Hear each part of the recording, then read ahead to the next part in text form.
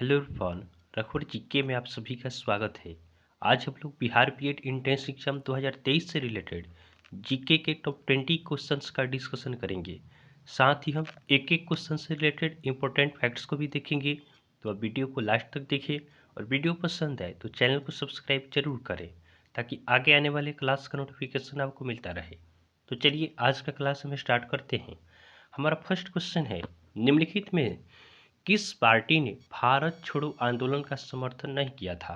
इनमें से किस पार्टी ने आपका भारत छोड़ो आंदोलन का समर्थन नहीं किया था? तो ऑप्शन ए है हिंदू महासभा, तो इसने आपका भारत छोड़ो आंदोलन का समर्थन नहीं किया था।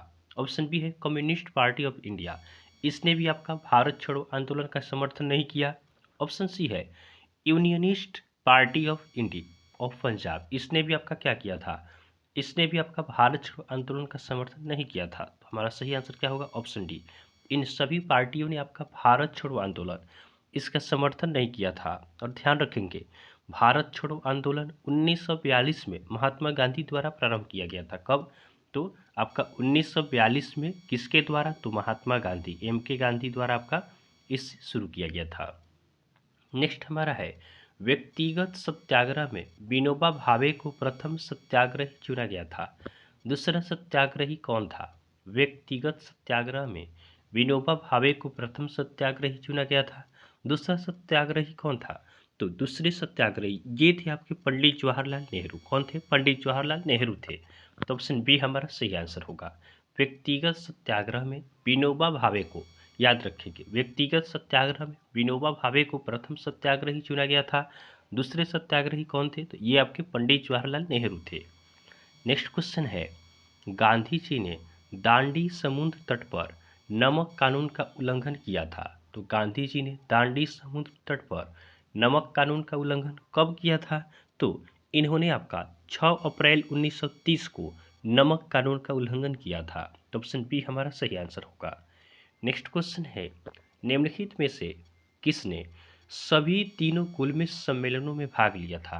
तो किसने आपका तीनों कुल में सम्मेलनों में भाग लिया था? तो ये थे बी आर अम्बेडकर। तो डॉक्टर भीमराव अम्बेडकर, इन्होंने तीनों कुल में सम्मेलनों में भाग लिया था। देखिए, बी आर अम्बेडकर के बारे में हम कुछ इंपॉर्टेंट क्वेश्चन आपको बताते हैं। बी आर अम्बेडकर को आपका भारतीय संविधान का जनक कहा जाता है, तो आप इसे ध्यान रखेंगे। और जो प्रारूप समिति था संविधान सभा के, उसके अध्यक्ष कौन थे? उसके अध्यक्ष आपका डॉक्टर भीमराव अम्बेडकर थे। प्रारूप समिति में सदस्यों की संख्या कितनी थी? 7 थी। तो आप इसे ध्यान रखेंगे। नेक्स्ट क्वेश्चन को देखते हैं। अगला प्रश्न है, गांधी जी दक्षिण अफ्रीका में कितने वर्ष रहे थे? गांधी जी दक्षिण अफ्रीका में कितने वर्षों तक रहे थे? तो गांधी जी आपका दक्षिण अफ्रीका में 21 वर्षों तक रहे थे। ऑप्शन बी हमारा सही आंसर होगा। ध्यान रखेंगे, महात्मा गांधी 9 जनवरी 1915 को दक्षिण अफ्रीका से भारत वापस लौटते हैं। कब? तो ये आपके 9 जनवरी 1915 को दक्षिण अफ्रीका से भारत वापस लौटते हैं गांधी जी। इसीलिए इनके भारत वापस लौटने की याद में प्रवासी भारतीय दिवस आपका 9 जनवरी को मनाया जाता है। 9 जनवरी को ध्यान रखेंगे, प्रवासी भारतीय दिवस कब मनाया जाता है? तो 9 जनवरी को मनाया जाता है, क्योंकि 9 जनवरी को महात्मा गांधी दक्षिण अफ्रीका से भारत वापस लौटे थे। नेक्स्ट क्वेश्चन है, भारतीय राष्ट्रीय कांग्रेस के 1924 के अधिवेशन से महात्मा गांधी द्वारा मात्र एक बार अध्यक्षता की गई। यह अधिवेशन कहाँ हुआ था? तो यह अधिवेशन आपका बेलगाम में हुआ था। ऑप्शन सी हमारा सही आंसर होगा। भारतीय राष्ट्रीय कांग्रेस के 1924 के अधिवेशन से महात्मा गांधी द्वारा मात्र एक बार अध्यक्षता की गई थी। यह अधिवेशन आपका बेलगाम में हुआ था। नेक्स्ट क्वेश्चन को देखते हैं, निम्नलिखित में से कौन जनता द्वारा प्रत्यक्ष रूप से निर्वाचित सदन है? तो जनता द्वारा जिसे हम चुनकर आपका भेजते हैं, यह प्रत्यक्ष सदन कौन सा होगा? तो राज्यसभा तो प्रत्यक्ष नहीं होता है, अप्रत्यक्ष होता है। लोकसभा क्या होता है? लोकसभा आपका प्रत्यक्ष सदन होता है। तो ऑप्शन बी हमारा सही आंसर होगा। ध्यान रखेंगे, लोकसभा क्या है? लोकसभा आपका एक अस्थायी सदन है और लोकसभा को विघटित किया जा सकता है। और ध्यान रखेंगे, लोकसभा भारतीय जनता का प्रतिनिधित्व करता है। नेक्स्ट क्वेश्चन है, मूल संविधान में लोकसभा सदस्यों की संख्या कितनी निर्धारित की गई थी? मूल संविधान में लोकसभा सदस्यों की संख्या आपका 500 निर्धारित की गई थी। तो ऑप्शन ए हमारा सही आंसर होगा। लेकिन वर्तमान में आपका लोकसभा की अधिकतम सदस्यों की संख्या कितनी हो सकती है? 552। क्वेश्चन पूछेगा कि लोकसभा में सदस्यों की अधिकतम संख्या कितनी हो सकती है? तो 552 हो सकती है। अब देखिए 552 को हम डिवाइड करें तो इन 552 में से 530 सदस्य कहाँ से होते हैं? राज्यों से होते हैं। 530 सदस्य आपका राज्यों से हो गए। उसके बाद 20 सदस्य इसमें से आपका केंद्र शासित प्रदेश से होते हैं। कहाँ से होते हैं? केंद्र शासित प्रदेशों से होते हैं। और 2 सदस्यों क्या होते हैं? आंग्ल भारतीय होते हैं, जिन्हें कौन चूज करता है? इन्हें आपका राष्ट्रपति चूज करते हैं। तो आंग्ल इंडियन को राष्ट्रपति के द्वारा चूज किया जाता है। तो ध्यान रखेंगे इन सभी प्रश्न को। नेक्स्ट क्वेश्चन को देखते हैं। अगला प्रश्न हमारा है, वर्तमान में संघ शासित क्षेत्रों की जनता लोकसभा में अपने कितने प्रतिनिधियों को निर्वाचित कर भेजती है? तो वर्तमान में संघ शासित क्षेत्रों से आपका वर्तमान में कितने सदस्यों को भेजा जाता है लोकसभा में? तो इस प्रश्न का सही उत्तर होगा ऑप्शन ए 19। और अधिकतम कितने जा सकते हैं? अधिकतम आपका 20 सदस्य जा सकते हैं। नेक्स्ट क्वेश्चन है, राष्ट्रपति आंग्ल भारतीय समुदाय के कितने प्रतिनिधियों को लोकसभा में मनोनीत करता है? तो राष्ट्रपति आंग्ल भारतीय, तो अभी हमने पीछे बताया है कि 552 टोटल होते हैं। 552 में कहाँ से आपका टोटल पूछेगा 552, तो इसमें से 530 राज्यों के लिए रखा गया है। उसके बाद 20 आपका केंद्र शासित प्रदेशों के लिए और 2 आपका आंग्ल होते हैं, आंग्ल इंडिया। तो हमारा आंसर क्या होगा? ऑप्शन ए हमारा सही आंसर होगा। नेक्स्ट क्वेश्चन को देखते हैं। अगला प्रश्न है, लोकसभा में राज्यों को किस आधार पर सीटें आवंटित होती है? तो लोकसभा में राज्यों को किस आधार पर सीटों का आवंटन होता है? तो लोकसभा में राज्यों को आपका जनसंख्या के आधार पर सीटों का आवंटन किया गया है। अगर बात की जाए कि किस राज्य में सबसे ज़्यादा लोकसभा का सीट है, तो सबसे ज़्यादा आपका लोकसभा का सीट कहाँ पे है? ये आपका है उत्तर प्रदेश में। किस राज्य में है? उत्तर प्रदेश में है। कितना है? तो ये आपका 80 है। अगर वहीं हम बिहार की बात करें तो बिहार में आपका लोकसभा की कितनी सीटें हैं? बिहार में आपका लोकसभा की 40 सीटें हैं। तो आप इससे भी ध्यान रखेंगे। नेक्स्ट क्वेश्चन है, पानी में लोहे की सुई डूब जाती है लेकिन जहाज तैरता रहता है, क्या होता है? जहाज आपका तैरता रहता है, यह किस सिद्धांत पर आधारित है? पानी में लोहे की सुई डूब जाती है लेकिन जहाज आपका तैरता रहता है, यह किस सिद्धांत पर आधारित है?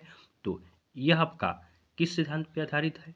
यह आपका आधारित होता है आर्किमिडीज के सिद्धांत पे। किस पे आधारित होता है? आर्किमिडीज के सिद्धांत पे। तो ऑप्शन बी हमारा सही आंसर होगा। क्या होता है आर्किमिडीज का सिद्धांत? यह बताता है कि पानी में एक लोहे की सुई क्या होती है? आसानी से डूब जाती है, लेकिन जहाज देखिए इतना बड़ा होता है लेकिन फिर भी तैरते रहता है। किस कारण? तो आर्किमिडीज का सिद्धांत इसे क्लियर करता है। नेक्स्ट क्वेश्चन को देखते हैं।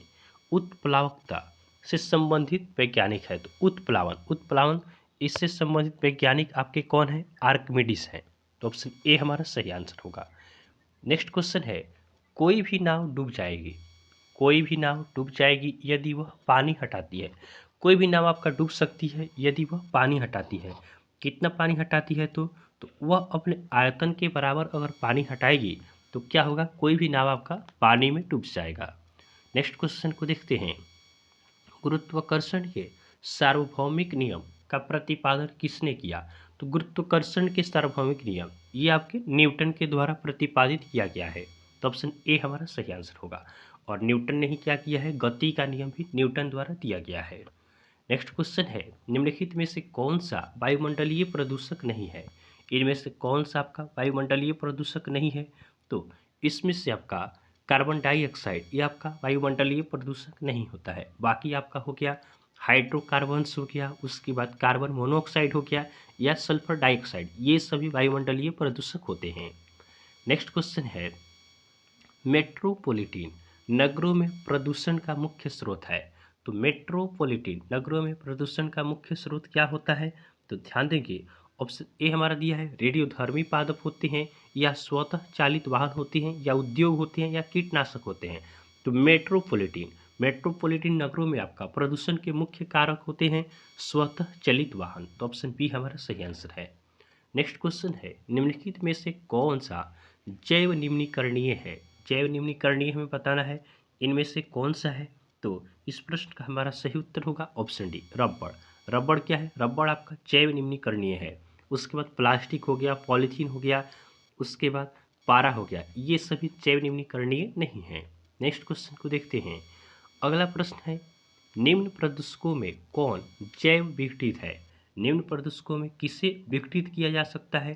तो ध्यान देंगे, ऑप्शन ए में क्या है, पारा है, तो पारा तो नहीं हो सकता है, पीछे ही हमने देखा है। प्लास्टिक भी नहीं हो सकता है आपका। उसके बाद एसाबेस्टस भी नहीं हो सकता है। क्या होगा, वाहित मल होगा, तो ऑप्शन बी हमारा सही आंसर होगा। निम्न प्रदूषकों में से कौन जैव विघटित है? तो विघटन तो किसका किया जा सकता है, वाहित मल का विघटन किया जा सकता है। आज का हमारा लास्ट क्वेश्चन है, कार्बन मोनोऑक्साइड एक प्रदूषक है क्योंकि यह कार्बन मोनोऑक्साइड एक प्रदूषक है, क्यों है? क्योंकि यह आपका हीमोग्लोबिन से संयोग करती है, इसलिए। तो ऑप्शन डी हमारा सही आंसर होगा। कार्बन मोनोऑक्साइड यह एक प्रदूषक है क्योंकि यह हीमोग्लोबिन से संयोग करती है। तो इस तरह हमने बिहार बीएड एंट्रेंस एग्जाम 2023 से रिलेटेड जीके के टॉप 20 क्वेश्चंस का डिस्कशन किया है। तो आपको वीडियो पसंद आया हो तो आप वीडियो को लाइक करें और चैनल को सब्सक्राइब जरूर करें। तो चलिए आज के लिए हम इतना ही रखते हैं, फिर नेक्स्ट वीडियो में आपसे मिलेंगे। तब तक के लिए धन्यवाद।